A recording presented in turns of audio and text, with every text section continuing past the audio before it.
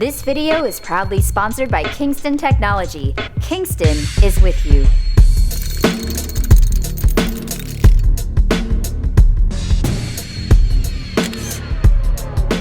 Hello and welcome to TechNickiSpeaking.com and happy International Women's Day. I cannot believe I'm about to say the thing that I'm about to say, but joining me to help launch this epic day and epic launch is none other than my friend, host, tech reviewer, basically queen of the internet and one of my personal tech idols, iJustine.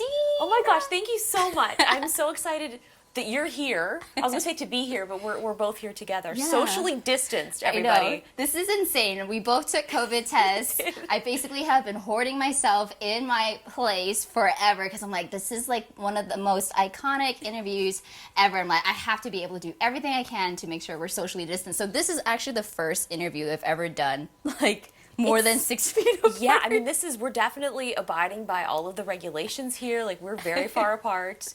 But yeah, it's like I'm sort of getting adjusted to this new normal. So yeah. I'm not like excited about it, but I feel like that adjustment period is, I feel like, what we all need. Today is International Women's Day. I've been wanting to create a space that not only provides resources for beginning content creators, but also highlights and amplifies women and filmmakers of color, especially in the tech and filmmaking space, because I don't think there has been resources growing up for me that really made me feel like, oh my gosh, like that's me, yeah. You know? And so you are the epitome of what it means to be a champion when it comes to women in tech, just being a person in tech. Ever since meeting you at your vlog university, I've just been so blessed and privileged to have you like as a friend. So thank you so much for helping me kick off this like launch. I'm so excited because it's kind of like going back to like when I was growing up, like there wasn't anybody that I could look up to that liked the same things that I liked. You know, I was like, oh, I like computers and I like video games, and because I grew up, you know, kind of in the middle of nowhere, like there wasn't really the internet then. So there was nobody that was kind of liking those things. So I just felt like such an outcast. It was so cool to do things like Vlog University and to have meetups and see little girls who are coding, who are video editors. And it's like, oh, this is amazing. They're like, I started because, you know, you made it seem like it was cool. And it was like, I was not cool in high school. I was like, you know, that was not the cool thing is to be in a computer club. That was me too, girl. Right? Like, I love taking things apart and putting things back together. Like, I was a huge tomboy. I mean, did you do a lot of sports growing up too? I did, yeah. So we played like volleyball and softball, but it's like computer was like, that was the thing that I loved. Like I was so into programming and designing, and I'm just like so blessed that like my mom was, she's like, okay, well you gotta go outside, you gotta play sports, and then you can have your computer. Like trying to find that balance is very hard because I'm one of those people that's like when I'm into something, like I don't want to do anything else. So it's definitely a struggle to kind of have that. I know that you have evolved somewhat with the internet, or you have really set the precedence of every single social network. How do you network best?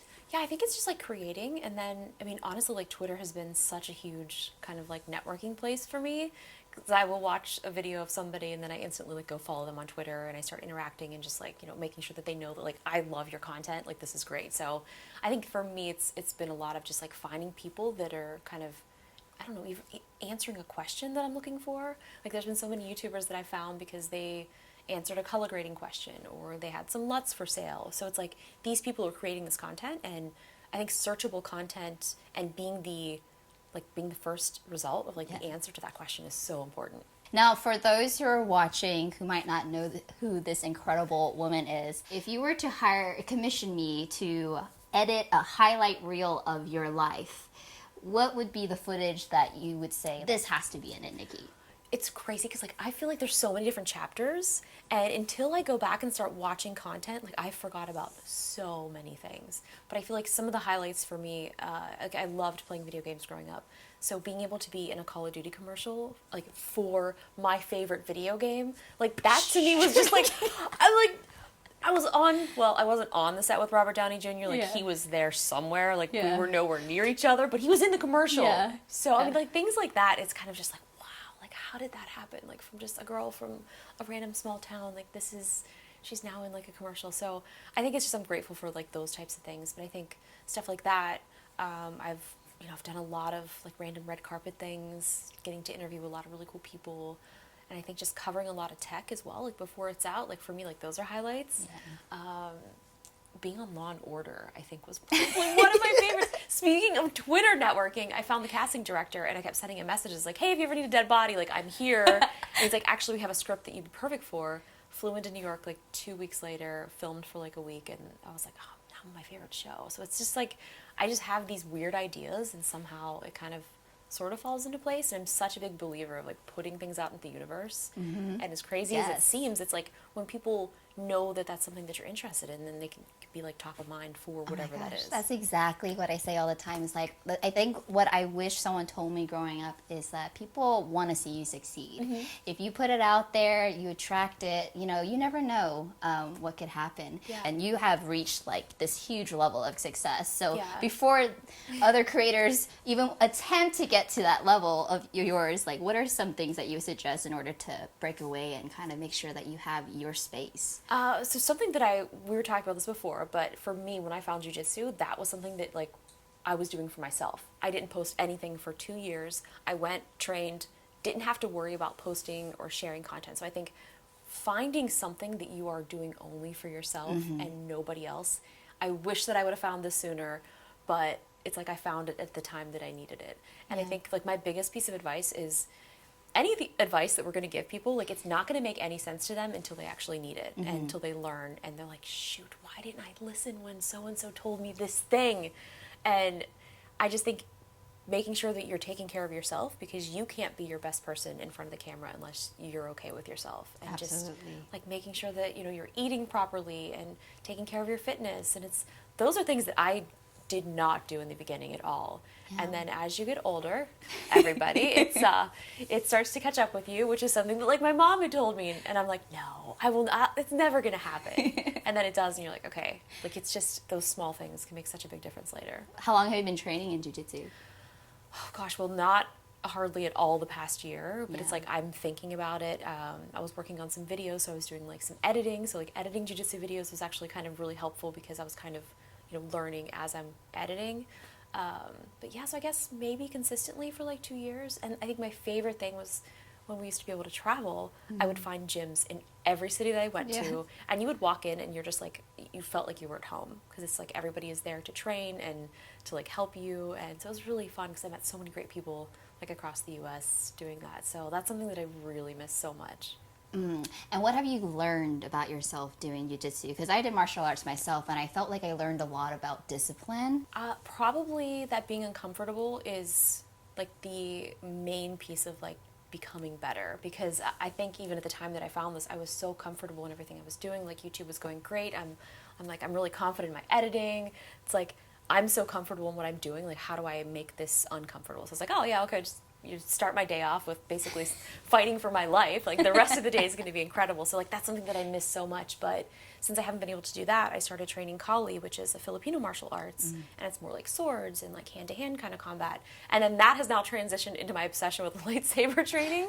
I see that. I was like, she just brought it. You brought it to like CES, didn't you? Well, yeah, it's like I need to keep training. So it's like as long as I have it with me, I can kind of go through it. So it's like weird how that kind of thing is. But there's something for me that just cannot replace like that grappling aspect, because it's like the one martial art where you can actually go full contact, full speed, and then you tap and you're done. So and then you can take out your aggression, which I also had to ask you, because I'm like, okay, when I think of iJustine, I don't think I've ever seen you upset or mad. Granted, you know, maybe things might happen off camera, but I was like, is jiu-jitsu a form for you to like take that all this energy that you've been wanting to with hate comments or anything that's like remotely rude, to be like, I'm putting it all in this dummy, which was one of the strangest things you purchased during quarantine. Yeah, it's not good. I was like, man, this is not easy to train with. But I think it was almost because I felt like I wasn't who I was in my day-to-day. Like when you step on the mat, like you're basically nobody. Like no one's judging you.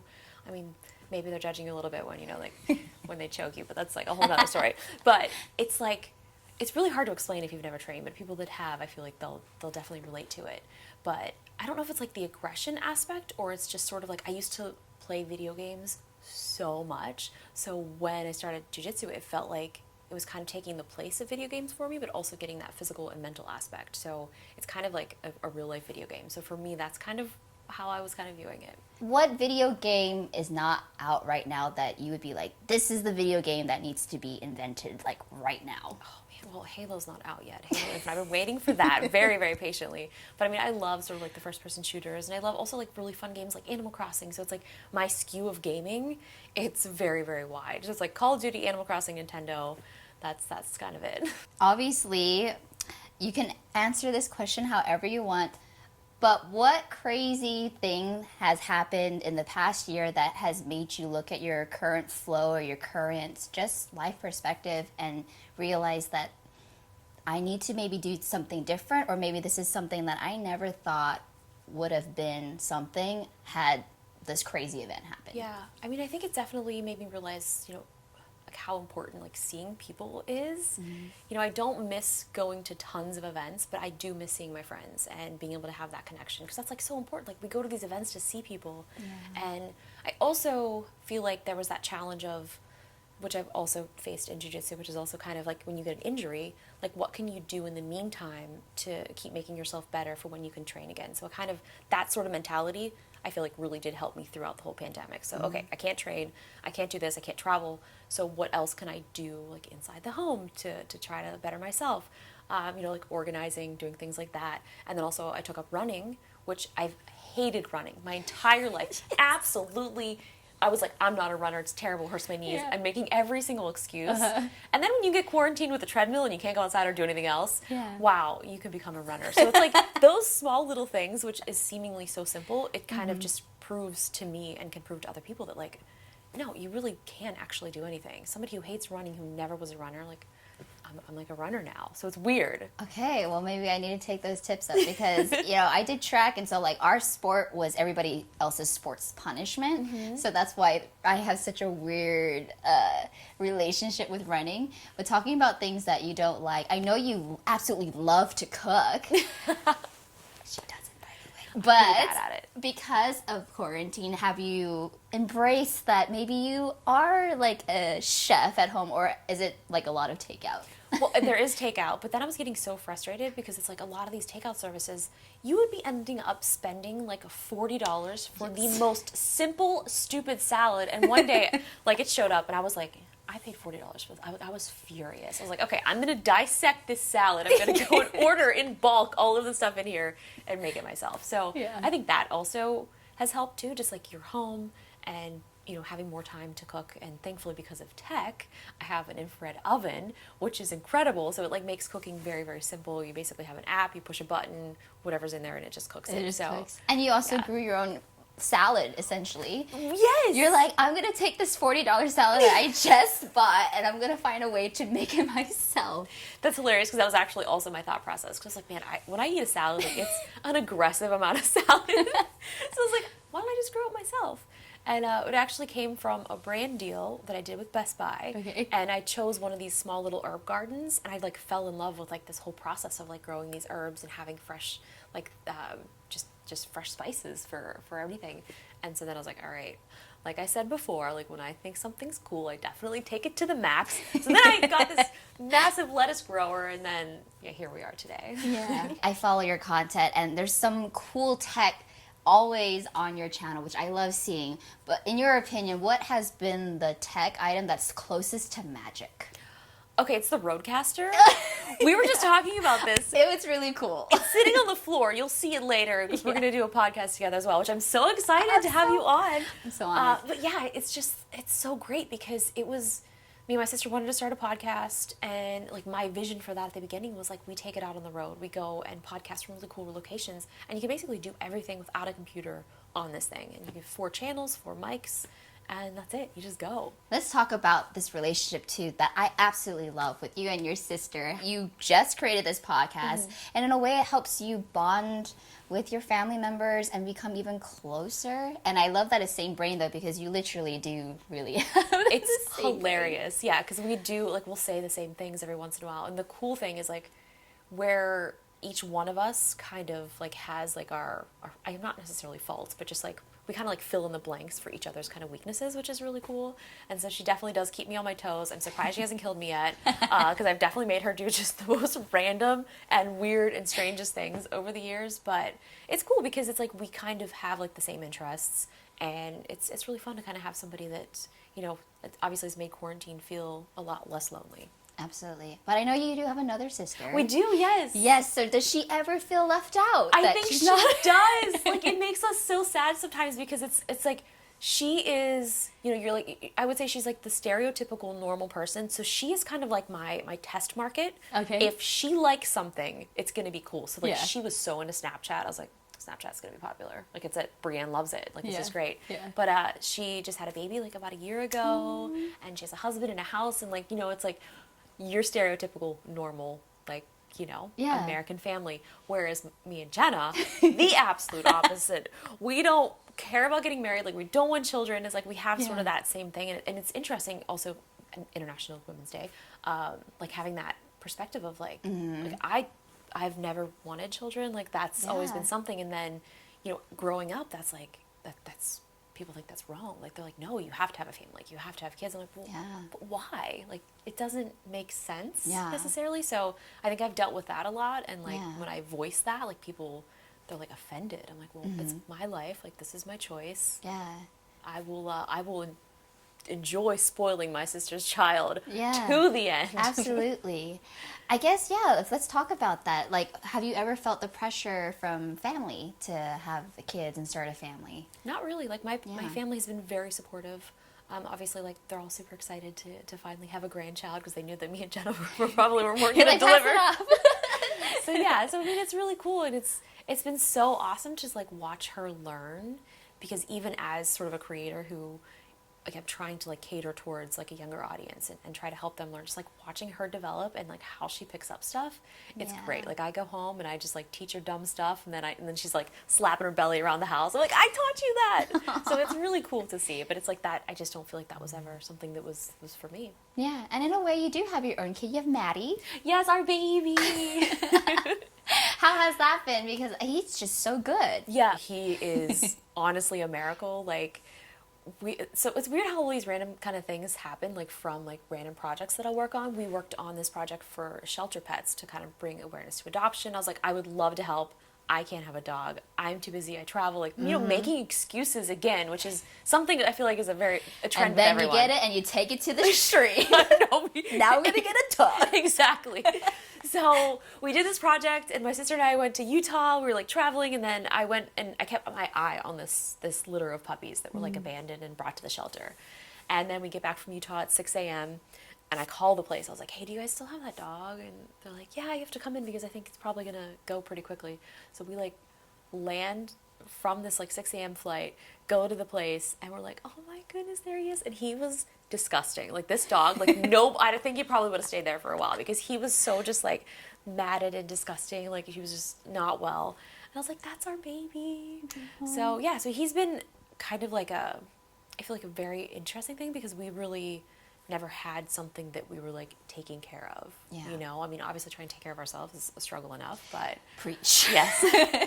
But, you know, like having this little creature to like, I don't know, just to love and kind of, you know, make his budding DJ career.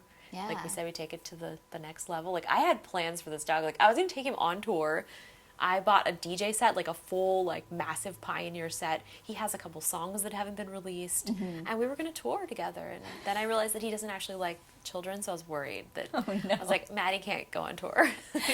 He could maybe adapt and grow to love, but I guess it's kind of hard to socialize him right now. Yeah, well, and like he'd never been around kids, so we just recently started like, you know, getting him used to like our niece and stuff like that. So he's been doing very well. So he's learning, just slowly. Yeah. I don't usually want to ask these questions, but I feel like it's better coming from this place versus like men. Has it been difficult to balance this crazy life where your life is on display 24/7 and have relationships and have a boyfriend? Well, and I think the hard part too was like I used to vlog like every single day. So it's like I was still dating people then, but like the thing that I think people don't understand also is like we're editing everything. So it's like you can pick and choose. I mean, it is sort of this it's a reality, but it's also kind of it's not scripted, but it's like it's an edited reality of what things are. And I think for me, like being such a public person, like my privacy is incredibly important. So it's like I keep all of those things to myself and like value my friendships and relationships. I mean, like I have so many friends that have never seen the light of day of any of my vlogs. You know, I've dated people that have never even been on my Instagram, and I think for me, it's just like finding that kind of separation was very important because I've had public relationships before, and it's like it's not yours, it becomes theirs. Yeah. So it's like, again, like saving something for yourself is so important. And it's so personal and it's private. Has it ever come up in discussion with anybody that you're dating? Do they ever feel a type of way like, I wasn't in that vlog? Are you trying to hide me? Like, I'm trying to get all these conversations because there's YouTubers who put their relationships out on display, but if things happen, you kind of feel like obligated to explain why you broke up, and that's not the focus of your channel. No, I think, I mean, it definitely has come up before in the past, and it's like, I think setting those boundaries up front, it's like, okay, this is what this is my life, and like I can't change myself, you know, like this is it, you know, everything. So I think it's just trying to, I guess, set those expectations and also be like, I'm doing this like for your protection and your privacy, because I mean, they can be so cruel, and I've seen many terrible things happen in sort of those relationships where people will kind of get possessive and that kind of thing. So there's so many different layers, and it's such a huge responsibility for us as well to kind of navigate that. So it's definitely not easy. I don't have all the right answers. I think each kind of case is very unique. How do you set your boundaries? You kind of just feel it out, you know, because there's a lot of times we'll do stuff, or I'll hang out with friends and we're like, wait, we're just hanging out, right? We don't have to post anything. So I think each case is kind of different, and I think just keeping it as like an open discussion and like asking like, hey, do you care if I post this or that, or like, do I tag you? So it is really just kind of being as open as possible. And you've made so many friends in your journey, like celebrity friends. Looking at your friends now, like what are some of the friends that you've made along this journey that you think like, I can't believe we're friends? I think it's just cool, like all the YouTuber friends, like our entire community, like it's, I think the misconception of like kind of like outsiders and stuff kind of think that it feels like it's a competition. But when I kind of met like my girl group of like Lily and Cassie and Ro and Lindsay, it's like if there was never this competition aspect. It was like we are doing the same thing, and it's so cool because we all had like such different audiences, so we all had kind of this different perspective. It was like we're not competing, like we're all doing this together. Like there's and I think finally like having that that like non-compete kind of thing was so cool, because it's like we're all like kind of in this together. It's like if we all succeed, it's like we're all succeeding. Absolutely. It's community over competition, Yeah, which is what I want to share all the time. I really just love to amplify and hype up women constantly, because I feel like society and the world pits women against women. I mean, we see it on reality shows. We have The Bachelor, you know, we're just thrown in the house. Like, that would not be a real life situation. No. So it's like, how do we start showing that, you know, girl love, and spread the awareness that we're not competing against each other, and there's more to what you assume women like, such as tech, right? You know, and science and STEM and all these other things, and filmmaking. Like, what are the steps to take in order to show that? I think like you're doing it right now. Like, this is great. I think it's just continuing to support, continuing to like amplify like projects that women are working on, and just finding cool people and hanging out with them and just getting to know them, I think is so important. But it's just, there's so many talented people, and like I'll find small channels of like young women like doing stuff. I'm like, oh my god, this is so cool, like this is great, you're so talented. And it's just, you know, finding those and just making them more known, I think is really what we can do, and just reach out to like let people know, like, I'm not trying to like come for you, like this is I come in peace.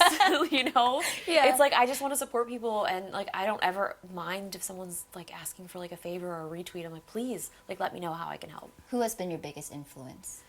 It's interesting because as I grew up, like Steve Jobs was like my biggest influence, and I think mostly just because of that aspect of think different. And for me, like as a young kid, like I was like, oh, I can think different. It's okay, because like Steve said so. And you know, it's like later learning more about him and like, you know, how he was. It was kind of like heartbreaking also just to see. But it's like sometimes, unfortunately, like that heartbreak comes with, you know, being a genius and being sort of that type of thing. So it's like I never want to be in that place where, you know, you're kind of isolating people and like alienating them and making them feel bad. And it's like I recently read his daughter's book. I don't know if you read it or not, but you should definitely check it out. It was just it was like really hard to kind of just read that coming from like his daughter, to see like how that impacted her growing up as a young girl, like seeing her dad like this. And then I don't want to spoil it, but it's a really, really good book to kind of just follow like their relationship journey. Sorry, my phone keeps going off. Like, stop. I always put it in bedtime mode. This is real life. This is real life. It's harder to get like a moment. I'm like, I know you probably spend so much time on your phone. So how much time don't you spend on your phone? So that's, again, like going back to like running and those types of things, like having that time for yourself is so important. And just like putting my phone aside and knowing I'm going to go run for an hour. Like, this is my time. This is it. And I think the hustle culture kind of just, I'm not a big fan of, because it's like you can hustle, but you need to have time for yourself. Like, because if you hustle so much, you're going to burn yourself out. You're going to burn out. And I've done that so many times, and it's terrible. You know, it's like, I said this in a video that I haven't actually posted yet, but it was like, for me, like when I hit absolute rock bottom, it's almost kind of like at this point, because it's happened like so many times throughout like my life, I kind of get a little bit excited because I know like something good is going to come out of this that never would have happened had I not just, you know, basically barely survived whatever this was.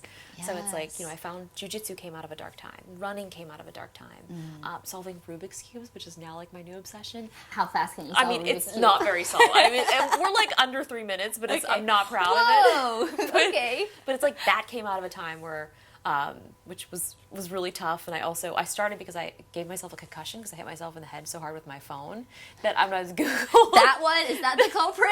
It might have been. But it's like so weird things like that that I couldn't go to the doctors. It was COVID times. So I was like, oh, brain games. Okay, Rubik's Cube, solved. Make sure you solve your concussion problem. So, but it's like taking that like terrible time, like for me, I'm always like, okay, there's gonna be something better. You're at this point in your YouTube career that I imagine you used to edit everything yourself and shoot all this video by yourself, like at one point, what, 30 or 50 videos a week? Stupid. I was doing too much. Like, I burned myself out. I was so just miserable, and that was another very, very low for me, where I was like, okay, I need to reassess what I'm doing. Like, what do I love? Like, I love tech, I love food, I love my dog, and I love travel. So, like, I kind of shifted my entire channel to be that, got rid of all the other ones, and I was like, I need to focus. But yeah, it's been great, like working with Tyler. So we've been working together for like over 2 years now. And I mean, the fun thing is like I still love to edit. So it's like we kind of tag team back and forth. He'll do a bunch of edits, I'll do some as well, and it's really fun because it's like I love to edit though, but it's like I just like that's the best thing is like I shoot a bunch of content and I can just sit. Yeah. It's so fun. Having another editor and teammate on board is such a huge Super thing. helpful, yeah. But when did you realize that now's the time to like grow my team? Yeah, I mean, I definitely should have probably done it way sooner, but it's so hard to find somebody that kind of gets your vision and just like understands. And like I would shoot with Jenna so often that I didn't even have to say anything, and she would just like get the shot and do that. So like it takes a really long time to kind of build up to that. And also because of what we're doing, it's like we're shooting in our homes and it's a very personal thing. So it's like finding people that you can trust, that are cool, and they're also very talented, like Tyler. So thank you so much, Tyler, for your talents.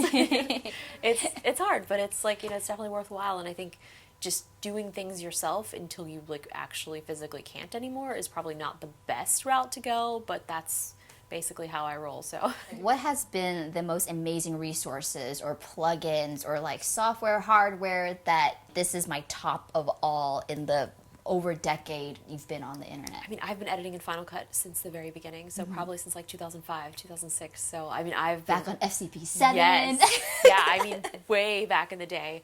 And I had like a copy of it from like my old job that I was working at. So I was like, oh, this is like the biggest value that I ever was able to get from leaving that place. But it's like now it's like $300. Like you have Final Cut, you can edit for just forever. You get all the updates and upgrades, and No it's monthly just fees. yeah, and it's really cool. And because it just, you know, obviously I'm a Mac person, so everything is just so seamless and it just works really well. And I did start editing actually in Adobe at first when I went to school. And like I love it. It's just somehow Final Cut kind of was what I ended up doing after. Actually, no, I went from Premiere and After Effects to Avid. Didn't know how to use Avid at all. Got this job. I was like, oh yeah, like I'm a good editor. I can figure this out. Not the case. And this was back in like 2005, 2004, 2005 when like there were no tutorials for anything online. Yeah, and there was like so many hard drives because I edited an Avid when I worked at the CW. Yeah. And I was like, this is interesting. I was like, why are we doing this for simple cuts? Can we not? So then I taught myself Final Cut, and then I switched everybody over to that because I was like, you guys are using these massive, expensive systems for this is not necessary. Because you've been on the internet for so long, do you ever Google yourself? Oh, all the time. Yeah, I'm like, you guys are posting some weird stuff, but it's always like, how old is Justine? I'm like, well, they think I'm hiding it. I'm like, it's right. It's on your on my Wikipedia. Like I celebrate my birthday every single year, like with a cake. So it's not hard to find. Is there anything out on the internet, especially underneath your Wikipedia page, that you're like, I wish that wasn't displayed? There's like random relationships. I'm like, I don't even know this person. Where did you even pull this from? Yeah. So it's like just making stuff up at some point. Yeah. Or my net worth is like $1 trillion. Like, I'm like, wait, did you get my tax records? Because that's not accurate. Everything that you could possibly know is on the internet. There's a lot. There's so much. But what is your vision, your next project, your next chapter in life? You've done so much. Yeah, I think the one thing is trying to find a way to do more like passive income, or like kind of shift my channel, not necessarily shift the channel, but like find a way that like it doesn't all revolve around me. So my sister and I are working on a fun little project that hopefully will be coming out later this year. So it's something that we're really excited about. So kind of like in a whole kind of different space. So it's going to be very interesting. Okay. And it's so exciting to get to work with my sister too, because it's like she has really good ideas. Yeah. A lot of some really good ideas and things that I've done on my channel. I'm going to admit my sister came up with it. So, but yeah, so we're working on some fun stuff and just kind of, I don't know, just like enjoying creating content again. And like, you know, we were talking about like going on the road trip, just getting outside and kind of getting that creativity back. Because the beginning of this year, I haven't posted very much just because it was just a lot. It's like I need to take some time, figure it out, and get ready for the busy tech season. Could you name 3 female creators that you would like to amplify today that are doing incredible work that might not be getting enough shine or love in your eyes? Well, I just saw that Simone was trying to go to space, so definitely check that out. And then my friend Rosanna, like it's been so sad because we used to make so many videos together, and since like the whole pandemic thing, like we haven't been able to create, so I miss her dearly. And then let's see, I love everything that Lily has been doing. She started her show. She shot this entire thing basically in quarantine in the pandemic, and I mean she's on season 2, so it's just so cool to kind of just see her just killing it. Is there anything that you would like to say to encourage, especially being International Women's Day, to encourage more women in tech and filmmaking? Yeah, I think just whatever it is that you're passionate about. I mean, if it's not tech, if it's not filmmaking, like whatever it is, like don't be ashamed, because there's other people out there that probably also like that same thing, and they might be feeling the same way. And I was even talking about this in another video where, you know, make videos about things that you're passionate about, whatever it is. Like there might not be a huge audience for that specific thing, but like be the best in that, or like be at the top and just kind of like get integrated in the community. I mean, if it's knitting, like there's literally communities for everything, and that's why it's just so cool to be a part of such a cool tech community. Well, thank you so much, Justine. It's been so incredible getting to have you a part of my journey as well, and I'm so glad that you have become one of those friends I'm like, I can't believe we're friends. It's so great. I'm so excited. But thank you so much. Thank I really appreciate everything you have been doing in the tech world, and just being an amazing, positive human being. So continue spreading that love and light, and thank you so much again. Thank you, you too. Yay. Cool, dude. Do we need a thumbnail? Yes! Thank you so much for watching. But wait, no launch would be complete without a giveaway, correct? So in honor of my website launch and International Women's Day, I've teamed up with some of my favorite brands to gift 5 of you lucky winners the Ultimate Creator Studio upgrade. That's right, each one of you winners will be getting an item from each one of these brands. From our title sponsor Kingston Technology, a workflow station with the card readers and Canvas Plus cards. Kingston memory and storage products are relied on worldwide by corporations, data centers, and technology enthusiasts alike. Flash drives and memory cards to high-end SSDs, Kingston offers a range of storage options that keep your digital life moving at the same pace as the rest of your life. From the products they make to the customer service and support they provide, Kingston is with you. From Saramonic, their Blink 500 Pro B2 dual-channel wireless microphone system in black or their newly released color, white. From Joby, a GorillaPod mobile vlogging kit which includes 3 Joby products, the GorillaPod mobile rig, BMO Mini LED, and Wavo mobile microphone. From Aperture, their very popular MC light, which is the first RGB WW light to be compatible with the Sidus Link mobile app, allowing you to change your light to any color you desire and includes built-in lighting effects. From Wooden Camera, their universal ultra arm, an articulating arm with universal 1/4-20 and 3/8 to 16 interchangeable knobs, allowing you to mount accessories such as a camera monitor. But for one grand prize winner, 3 of our brands had decided to up the ante and provide a little bit more of a studio upgrade. From Joby, you will instead get the GorillaPod 3K Pro rig, perfect for mirrorless camera users, the BMO Mini, the Wavo mic, and a Grip Type Pro 2 mount just so you still have a mobile option. From Wooden Camera, a camera cage. We'll work together to make sure it's a cage that will fit your specific camera. And from Aperture, a complete studio lighting setup consisting of their Amaran 100D light and the newly released Light Dome SE. If you'd like to know more about each of these products, check out my Instagram page at TechNicki Speaking or check it out on technikkispeaking.com/giveaway. So here's how you enter. Firstly, you must be subscribed to this channel. I mean, it's pretty obvious. Number 2, like and share this video. 3, in honor of International Women's Day and my mission to further amplify women and filmmakers of color, please tag a female content creator who you think I should know and interview next and tell me why they've inspired you in the comments below. And yes, you badass women watching can and should also tag yourselves. And lastly, number 4, head over to my brand new website, TechNickiSpeaking.com, and sign up for my newsletter. There will be a spot for you to enter your username and also the female creator that you have tagged, so I will be cross-checking. This giveaway ends Friday, March 19th at 11:11 p.m. Pacific Standard Time. Winners will be messaged directly via the email you signed up with before being publicly announced on Thursday, March 25th. So good luck! Thank you so much for being a part of my dream launch. I've been wanting to create an even bigger resource for content creators while also spotlighting more women and filmmakers of color. And in creating this website, I will be able to do so more on a daily basis. Thank you again to my incredible guest and my tech idol, iJustine, for being so willing to help me launch my website. Thank you to my title sponsor, Kingston Technology, for without you, this video would not have been possible. Thank you to my product sponsors, Joby, Aperture, Wooden Camera, and Saramonic. Thank you to M from Cheesy Cam and Peter Mai for encouraging me and helping me transition into a full-blown website. Thank you to my patrons who have been with me no matter how I pivot. And lastly, thank you to you, the viewers, for watching this video and hopefully all the videos to come. And welcome to TechNickiSpeaking.com. I'll see you in the next video. Bye!